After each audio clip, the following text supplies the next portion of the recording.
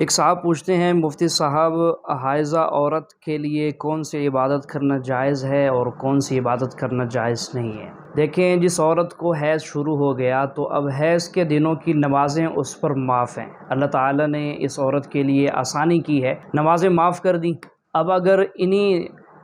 دنوں کے اندر رمضان آ گیا تو رمضان المبارک کے روزے بھی اللہ تعالیٰ کی طرف سے ان دنوں میں معاف ہیں کہ ان دنوں میں روزے نہیں رکھے، لیکن جب رمضان المبارک کے بعد یہ اپنے اس مینسز سے فارغ ہو جائے گی تو ان دنوں کے روزے، رمضان المبارک میں جو روزے رہ گئے تھے وہ بعد میں قضا کرنا اس پر لازم ہوگی۔ نمازوں کی قضا نہیں، لیکن روزوں کی قضا اس کے ذمے لازم ہے۔ اور اسی طرح ایک خاتون حج کے لیے یا عمرہ کے لیے بیت اللہ کی طرف چلی گئی، دوران حج اور دوران عمرہ اگر اس کو حیض شروع ہو گیا تو اس میں بھی حکم یہی ہے کہ یہ طواف نہیں کر سکتی بیت اللہ کا طواف، کیونکہ بیت اللہ مسجد حرام وہ اللہ تعالیٰ کا پاکیزہ گھر ہے، اس میں پاک آدمی ہی داخل ہو سکتا ہے۔ تو اس لیے پھر اس عورت کے لیے شریعت حکم دیتی ہے کہ یہ طواف چھوڑ دے، لیکن اب طواف کی قضا بھی نہیں ہے، اب یہ وہاں پر دم دے گی، وہ ایک مستقل الگ ایک مسئلہ ہے۔ تو بہرحال، اور اسی کے ساتھ ساتھ قرآن کریم کی تلاوت نہ ہی زبانی کر سکتی ہے نہ ہی دیکھ کے پڑھ سکتی ہے، حتیٰ کہ قرآن کریم کو ہاتھ بھی نہیں لگا سکتی۔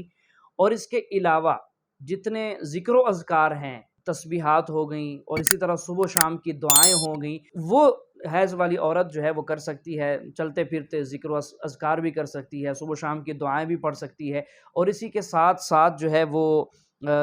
جو دعائیں قرآن و حدیث میں موجود ہیں، جیسے ربنا آتینا فی الدنیا حسنہ وفی الآخرۃ حسنۃ وقنا عذاب النار، یا اس طرح کی اور جتنی بھی دعائیں ہیں، اللہم انی ظلمت نفسی ظلما کثیرا،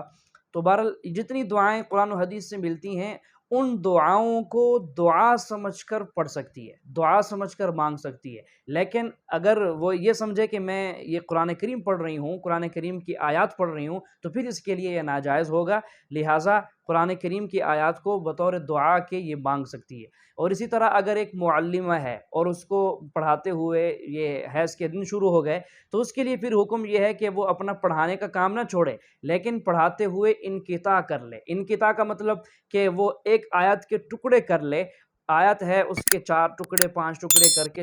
2 الفاظ میں اپنی شاگرد کو جو ہے وہ پوری آیت پڑھائے، لیکن ایک سانس میں پوری آیت نہیں پڑھائے گی۔ اور اسی کے ساتھ ایک بات اور رہ گئی ہے کہ درود پاک ذکر و اذکار میں آ جاتا ہے، تو لہٰذا حائضہ عورت جو ہے وہ درود پاک بھی پڑھ سکتی ہے، چاہے وہ درود پاک نماز والا پڑھنا چاہے یا دوسرا کوئی بھی درود وہ پڑھ سکتی ہے۔